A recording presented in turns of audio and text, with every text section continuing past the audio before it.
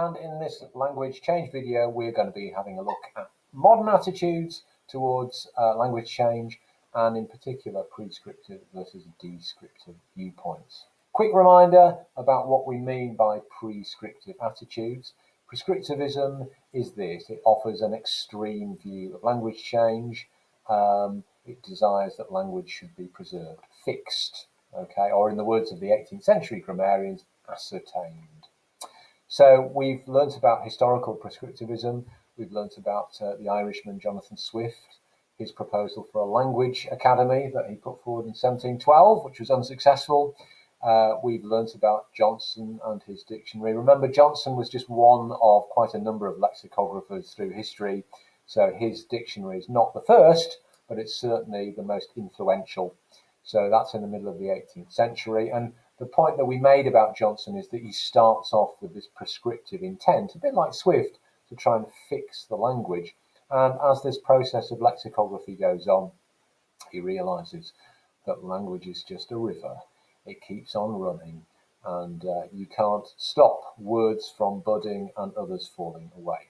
Okay, and then we looked at the grammatical prescriptivism of people like Bishop Lowth in 1762 and Lindley Murray. So 18th century is really the heyday of sort of prescriptive attitudes, codification of the language, I suppose.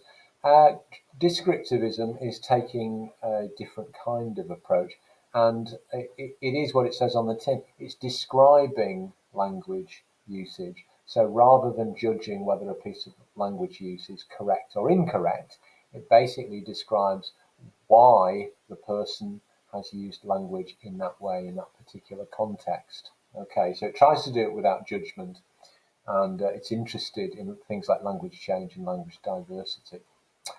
Okay, so the linguist Jean Aitchison came forward with a set of metaphors to describe people's anxieties about language use. Now, please note that these are not Jean Aitchison's anxieties about language change. She is using three metaphors, three analogies to describe other people's concerns, anxieties about them.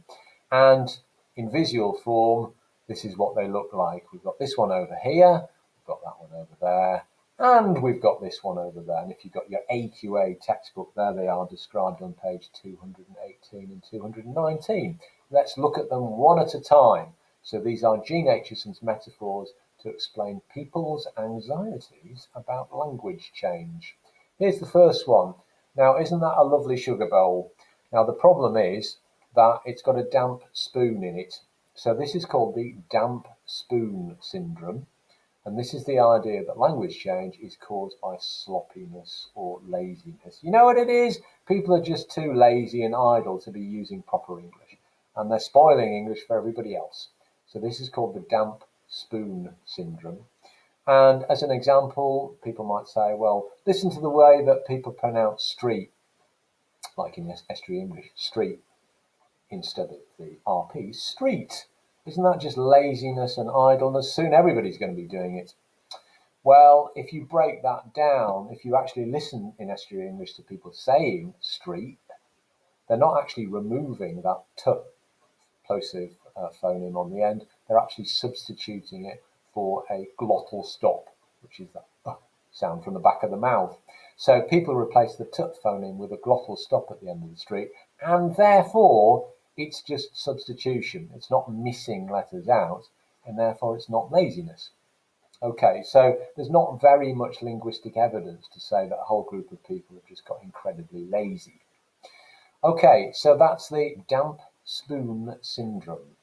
Now, the second metaphor to explain people's anxieties is about language change. Now, look at that. Isn't it sad? You have this beautiful, ornate building, a castle, and people haven't upkept it. And look at it. It's falling to bits. It's deteriorating. How sad. Okay, so this is the crumbling castle idea that English was once this beautiful old building and that it needs preserving. Okay, well, think about that idea, and people who argue that will look back on famous literary works. For example, they'll look back on Jane Austen or Charles Dickens or Shakespeare and say, well, you know, look at how these people were using language. and now look at those people's text messages. Language is degenerating. It's the crumbling castle idea. It does beg the question, was there ever a golden age of language? Because of course, Shakespeare might have been writing his texts in this rich, glorious way, but is Shakespeare representative of the mass population of Elizabethan England in the 1590s? Okay, so when was this supposed golden age of language? Given that we don't have any spoken records, all that we have are written formal texts, then it's a bit of a misconception to think that everybody must have spoken in that style, in that kind of rhetorical written style. Okay, and the other point about this is it good to have a language system which doesn't change? A rigid system. Surely the whole point about language is responding to people's social needs at the time. So you're much better off, surely, to have a flexible language system rather than one that is static and rigid. Okay, so that's the crumbling castle idea. And here's the final one, Jean Aitchison's metaphors to explain people's anxieties about language change. Ugh, look at that. Right, so this is the idea of infectious disease. So that new language forms are a virus that we catch from others. Turn on the TV and listen to these Americanisms. Ugh. Or listen to these young people. They're speaking in that Jafaican accent, multicultural London English, etc., etc. So there are always these criticisms that language is somehow being infected by some kind of outside force. It may be from abroad, it may be younger generations. It's an infection. So, well, we would certainly agree that social contact is a driving force of change. That's absolutely right. But people pick up change because they want to. And if people are using what's perceived as being American forms, like gotten, for example, instead of got, and fall instead of autumn, well, there may be good reasons for that. It may be that sort of American world culture is very powerful at this moment, and that's why we are often using these Americanized forms rather than the conventional British English form. So it's kind of responding to how society is changing. And we shouldn't think of people being helpless victims of language. We are all agents of language. We are all part of this project. Okay, so we are not powerless to resist these changes. Okay, so you've got your three images to remember there. You've also got in the textbook an explanation of work done by another linguist called Donald McKinnon, who again looked at the popular press and looked at the ways that people were representing language change. And he suggested that language is often represented in the following binary ways. And here they are, that language is either, on the one hand, correct or it's incorrect. Okay, so the argument goes, well, double negatives, like I didn't do nothing wrong, well, that's just incorrect language because two negatives make a plus. Okay, so incorrect or correct. You've also got that aesthetic dimension to this, that when new words come into the language or people hear different accents, they often don't like it because they think it sounds ugly. People have said that about words, about grammar, about people's accents. I remember when the word gobsmacked came in, and a lot of people just think, ooh, what an ugly word that is. So a lot of people have that kind of visceral reaction to other people's language, and they can think of it either being pleasant or they can think of it being nasty and ugly. We also have this notion about acceptability, whether something is socially acceptable or socially unacceptable. And think of blasphemy. Maybe last century, at the beginning of last century, it would have been considered unacceptable to be using Jesus' name in vain as an oath. Jesus Christ, like that. And so, or oh my God, for example. So that just shows how what society deems as being socially acceptable is something that's subject to change.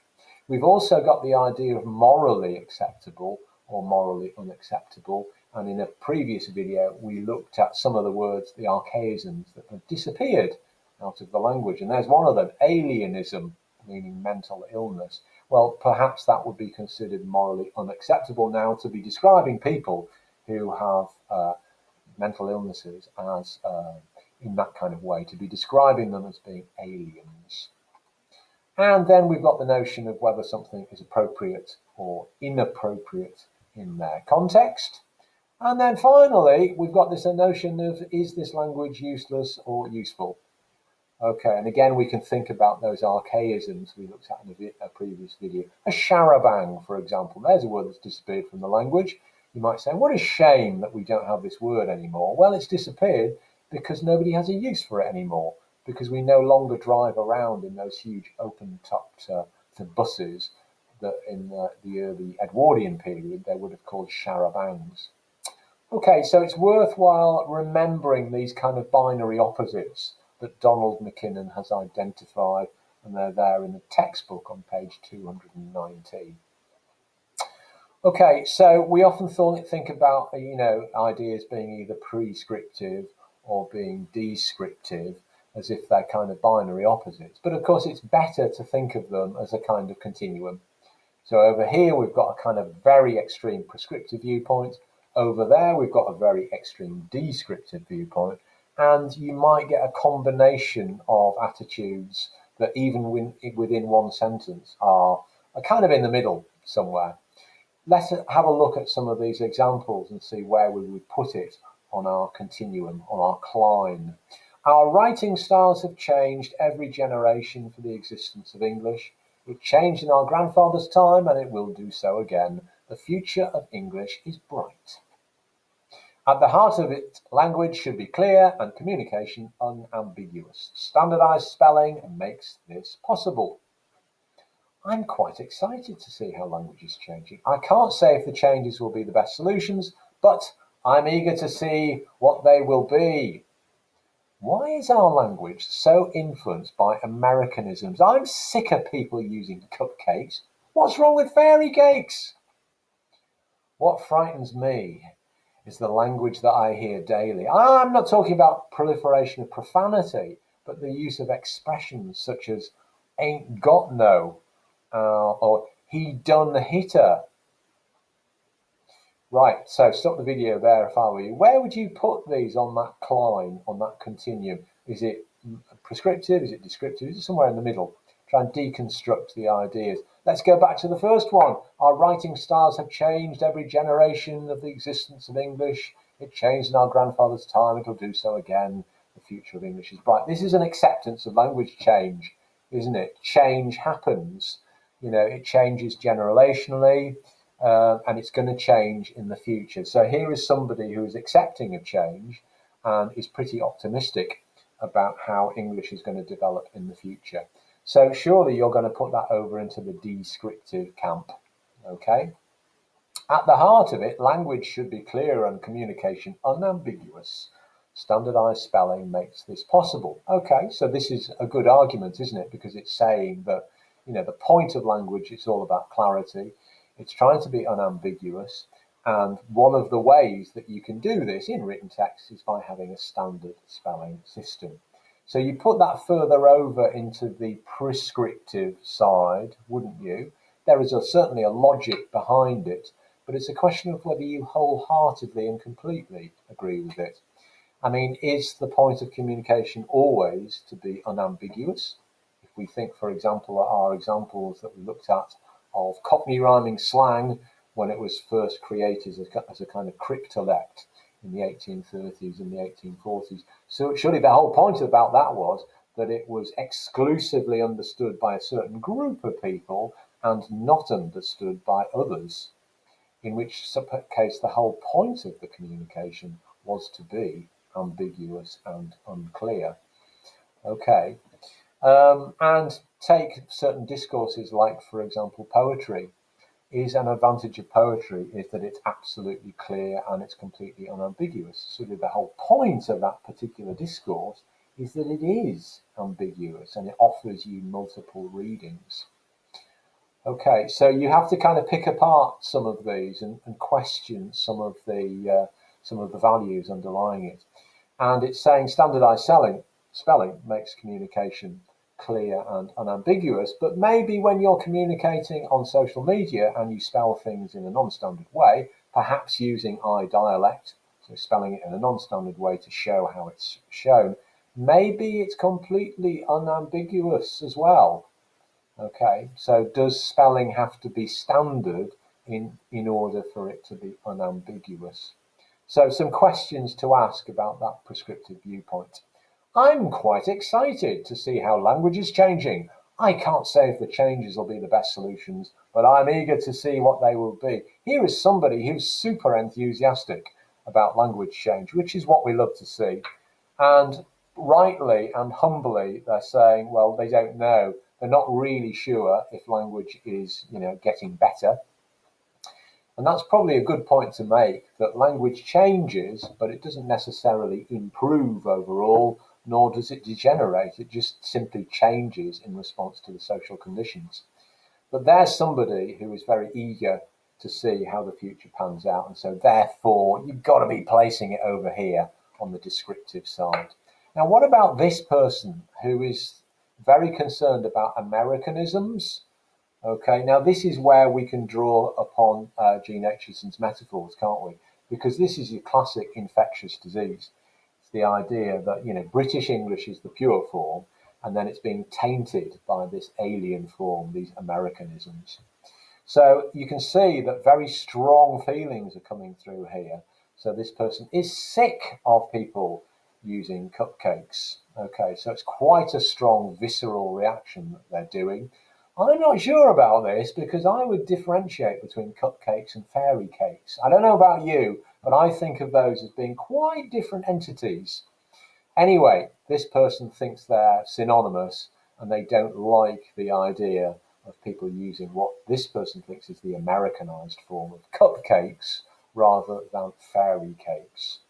Okay, so this is the infectious disease kind of idea.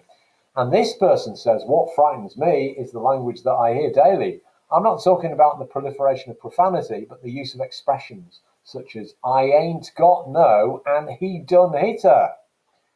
Okay, so this is another negative reaction that somebody has got towards language change. And it's quite interesting the things that they are so, frightened about. It's not swearing, because proliferation means the growth of it and profanity means swear words.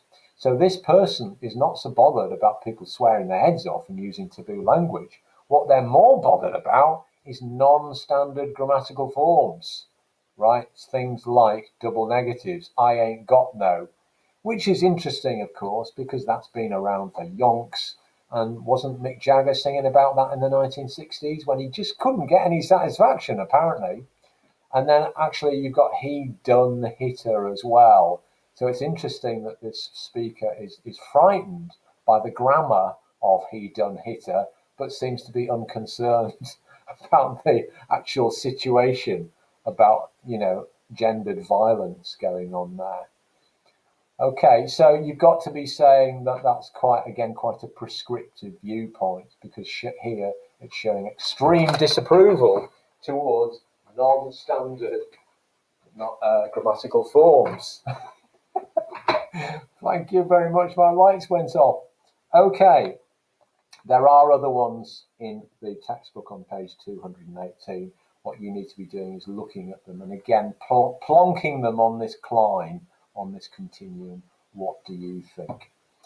Okay, thank you very much. And in our next video, we'll be tackling overall, why does language change? Thank you very much.